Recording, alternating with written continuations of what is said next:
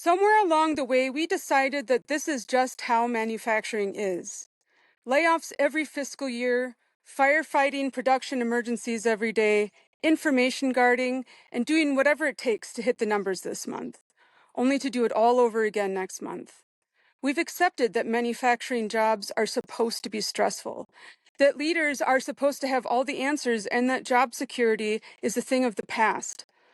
But what if we've simply accepted a lie? What if manufacturing doesn't have to be this way? What if American manufacturing could become abundant instead of scarce? What if winning teams replaced individual heroics? And people were proud to spend their entire careers building something bigger than themselves? I believe that's possible. And every single week, I'm going to show up and show you exactly how we get there. If you believe America can lead the world in manufacturing again, join me. Join the movement. Earlier this week, we talked about the hidden costs of firefighting in American manufacturing. We talked about the added stress and chaos from the hundreds of tiny compromises made every single day just to hit the numbers. We talked about the opportunity costs of allowing daily firefighting, the cost that drains productivity, suppresses revenue, and slowly erodes employee trust in leadership. But today, I want to talk about something more exciting. I want to talk about what happens when leadership decides that enough is enough. Because here's what I believe. American manufacturing doesn't have a people problem. It has a leadership alignment problem. And leadership can choose differently. We can choose a different future for American manufacturing. Imagine walking into a manufacturing facility where people aren't afraid to speak up, where supervisors spend their time coaching and motivating their teams instead of scrambling to put out fires, where engineers spend their days implementing improvements instead of managing containment activities, where leadership's message isn't just heard, it is lived at every level of the organization. Imagine a company where people are proud to say, "I've worked here for 20 years. Remember when that used to be normal? Somewhere along the way, we stopped believing in career-long jobs. We've accepted layoffs as inevitable, and we've accepted burnout as part of the job, and that manufacturing will always be stressful. But why? Why have we accepted that? I don't think people are asking for ping pong tables and free pizza lunches. I think most people want something much simpler. They want to go home at the end of the day feeling like they contributed to something meaningful. They want to know that their voice matters, that their work matters, and that if they give 20 or 30 years to an organization, that organization will do everything in its power to honor that commitment in return. They want stability and trust. They want to believe and know they're part of a winning team. And if you're a leader watching this, I want to tell you something. This message is not meant to blame or shame you. The slow degradation of American manufacturing culture to where it is today didn't happen overnight. You inherited it. You inherited systems that have been in place for decades, and you're trying to make them work within the parameters you've been handed. Here, you deal with this. You're balancing customers and shareholders, schedules and budgets, employee retention, and thousands of competing priorities every single day. I know. I've lived it. I remember sitting in meetings where leadership genuinely believed things were going well because all of the metrics were green. But at the exact same time, supervisors were exhausted, engineers were behind on projects, and operators were quietly wondering how much longer they could keep up the pace. That's the disconnect. Not bad people and not bad intentions, just two groups living very different realities. But leadership isn't always about being right. Sometimes leadership is having the courage to say, this isn't working anymore. It takes strength to pivot, it takes humility to listen, and it takes tremendous courage to ask your team, what am I not seeing? That's not weakness, that is powerful leadership. That is the kind of leadership that people trust. In fact, imagine if every leader in America spent the next 30 days asking one simple question: what am I not seeing? I genuinely believe the answers would change organizations because people have been waiting a very long time to be asked that question by somebody who truly wants to hear the answer. The method I've developed, what I'm calling the Holy Grail method for American manufacturing, isn't about lean tools and it isn't about Six Sigma. It isn't about implementing another initiative that people roll their eyes at. It's about radical alignment of leadership. It's about making sure that the message that leaves the boardroom is the same message that's lived on the production floor every day. Because if those two things are different, trust begins to break down, and trust drives everything. One of my favorite analogies about leadership actually comes from dogs. If you've ever watched The Dog Whisperer, you know that dogs don't follow unstable pack leaders. They don't follow fear or anger or ego. They follow calm confidence, consistency, emotional regulation, trust, and people aren't all that different. Employees may comply because they need a paycheck, but they don't truly follow leaders they don't trust. And you can't fake great leadership. You actually have to embody it. And if you're not sure whether you're a calm, confident leader, take a dog for a walk on a leash. The dog will let you know immediately. Imagine walking into an organization where emergencies are the exception instead of the expectation, where people follow processes because they actually work, where information flows freely instead of being guarded, where everyone from the CEO to the newest operator on the production floor understands not just what they're doing, but why they're doing it. Imagine retiring after 30 years and saying, "That was a good company. We built something special together." I'm here today to tell you that future is possible. This movement has never really been about doubling throughput or doubling revenue. Those things matter. They create abundance and opportunity and job security and will be achieved with this method, but they've never been the destination. The destination has always been this: building winning teams, restoring trust, creating organizations people are proud to spend their careers in, leaving a legacy, and proving that America's best manufacturing days are still ahead of us. I'm going to continue showing up here every single week to share what I've learned over the last 20 years and to help build the next generation of manufacturing leaders.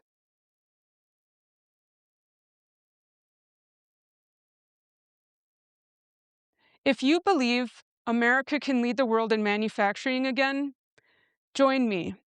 Join the movement. Over my 20-year career in aerospace, defense, automotive, electronics, battery, fabrication, and advanced manufacturing, I've noticed something that almost every American manufacturer has in common. They depend on overcoming daily emergencies on the production floor to meet their numbers. And the most concerning part is that leadership often has no idea what is actually costing them. Here's what I've seen happen when there's a production emergency. The line stops, so the supervisor abandons their priorities and deviates from the standard process and schedule.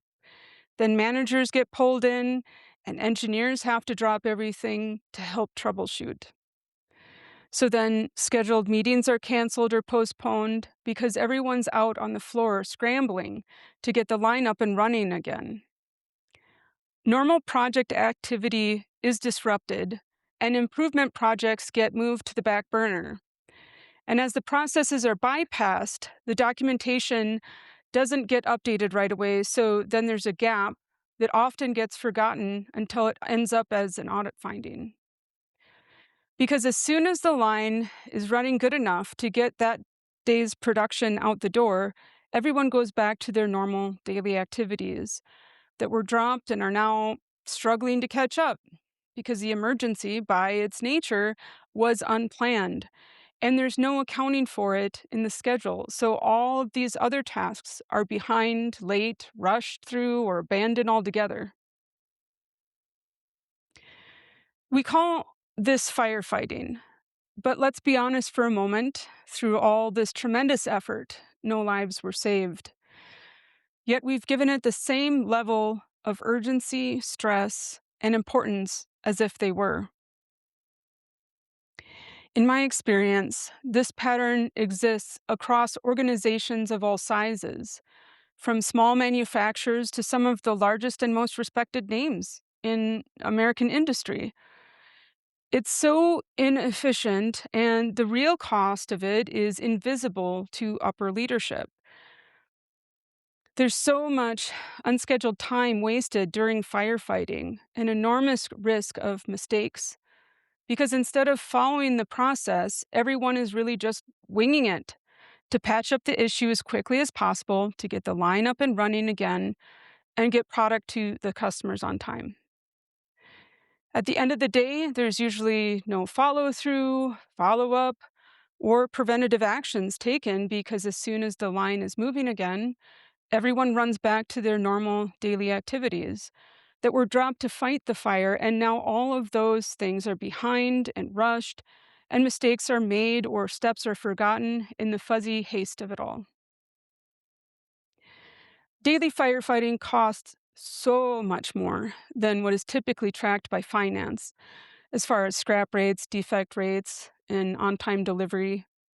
And because these costs are not often quantified in the same way, their true weight, which is painfully obvious to those on the manufacturing floor, is essentially invisible to upper leadership, including untold number of process deviations, which lead to mistakes and audit findings, lost productivity because when processes are deviated, the tack time is not met and steps are missed. The occurrence of rework skyrockets, project schedules are delayed, and milestones are missed. Not only that, um, the production supervisor is playing musical chairs on the line since everything is out of order, which throws off the rhythm of production. Products may be lost or misplaced, or the wrong components are assembled. It's incredibly stressful every day dealing with the emergencies instead of the normal balanced schedule. And that fatigue is felt by the operators, supervisors, and manufacturing engineers the most.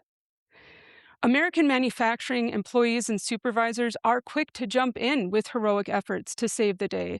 It's a fundamental part of the American culture, and they are praised for it.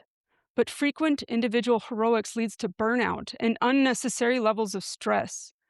Mistakes and defects occur at rates that are often not even accurately captured because they are happening outside the official documented processes. Poor documentation is the result of temporary deviations that become permanent without the follow through to update the official records and work instructions. In addition, information silos occur when departments, production cells, and even individuals guard information and concentrate very narrowly on their output instead of aligning with the company goals as a whole. Because the simple fact is, solved emergencies and individual heroics receive praise, but prevention of problems goes unnoticed and is sometimes even penalized. Leadership loses the trust of the workforce when their messages, goals, and mission statements differ from what is actually allowed and tolerated daily. Employees stop speaking up about problems or potential improvements when they are ignored or their concerns are shelved for a later time when the emergencies have died down that never seems to come. I've personally seen situations, production issues that should have taken 30 minutes to resolve, consumed an entire day across multiple departments. And by the end of the day, leadership celebrated because we hit our numbers, but no one stopped to ask what that one emergency actually costs us. Let's say 10 people spend 2 hours fighting an emergency. Leadership sees 20 labor hours, but that's not including the opportunity costs.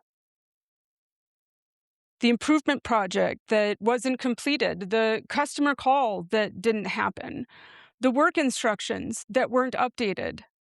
the preventive action that wasn't implemented, employees who went home exhausted and dread coming in the next morning, the supervisor who missed time coaching and motivating their team. That's the opportunity cost of chaos. Leadership sees the monthly numbers, sees their metrics being met, but what they don't see is the hundreds of tiny compromises made every day to achieve them, and the risk and the opportunity costs of allowing this to happen. And here's the uncomfortable truth: the culture of your organization is not your mission statement. It's not the poster hanging in your lobby, and it's not your core values printed on a coffee mug. Your culture is whatever leadership consistently tolerates. If your company depends on overcoming daily emergencies, as I've described here, the chaos and instability of firefighting is your culture. And eventually, your people stop believing what leadership says because it doesn't line up with their different reality that they're living every single day. But here's the good news: this isn't a talent problem. This isn't happening because your employees don't care or managers aren't trying. In fact, they're giving it their all. So much so that it's causing stress that even carries through into their personal lives. It's not a work ethic problem. And this isn't happening because your upper leadership are bad people. They've carefully crafted their strategic plans and take into account things like employee morale and retention, along with the normal performance metrics. What this is a leadership alignment problem, which means it can be fixed, and that is what I find so exciting. American manufacturing is at a tipping point right now, and you and I have the power to choose the path where manufacturing emergencies are, where people follow processes because they make sense and they work, where leaders understand the true opportunity cost of chaos. So they prioritize and resource problem solving all the way through to permanent corrective action and read across to other similar products and processes as prevention, where teams win together instead of celebrating individual heroics. That's what this movement is about. And every week, I'm going to show up and show you how to get there. We've normalized chaos for so long that we've mistaken it for operational excellence. I don't believe that's the best we can do. And if you don't either, join me.